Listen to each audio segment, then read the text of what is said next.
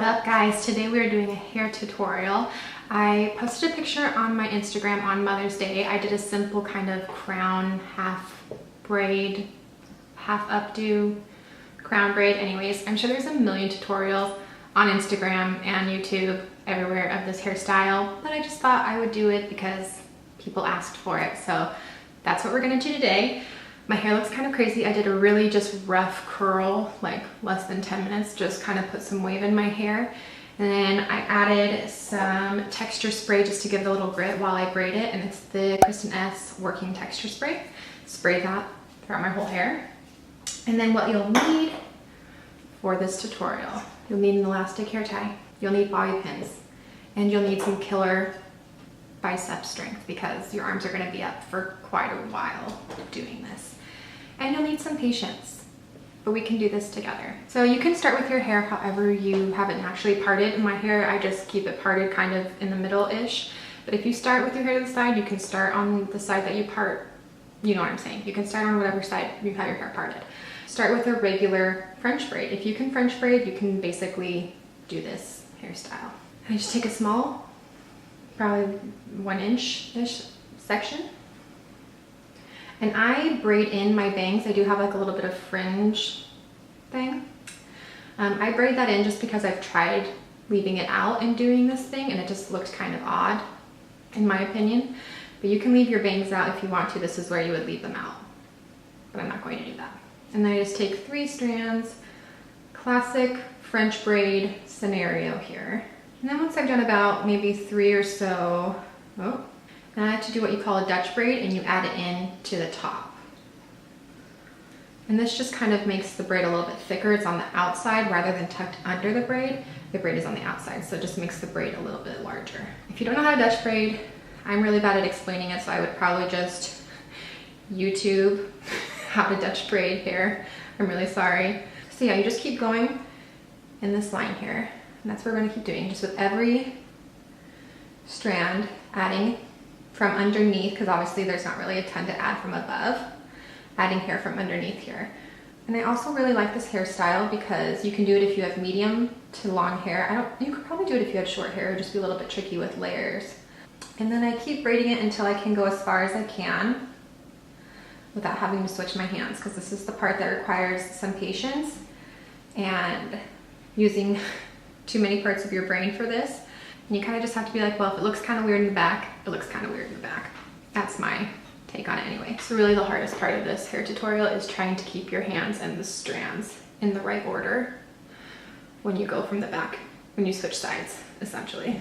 And then here, I like to keep the braid as taut as possible just so it doesn't get all weird and lumpy on this side because we are bringing so much hair over here.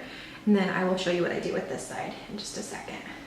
And just keep braiding, kind of braiding up so it looks even to this side. And again, still bringing hair from underneath. After I'm done grabbing hair, I just keep braiding for as long as my hair will allow. It's okay if there's some strands poking out, we can bobby pin that.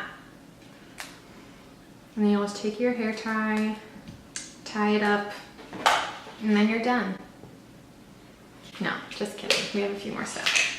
This is the part where you kind of just finagle it to look how you want. But so I like it to be a little bit more up. If there's some hairs, I have a lot of flyaways from postpartum hair regrowth and all that fun stuff. So I kind of have to tuck that in. And then you'll take this tail here and you'll tuck it into your previous braid. And so there's 2 ways you can do this. You can fluff out this braid here on this side before you pin it all together. I like to pin it all together first just so I see how thick it all looks together, how thick this looks going over here. So that way it's not super thick on one side and not the other, if that makes sense.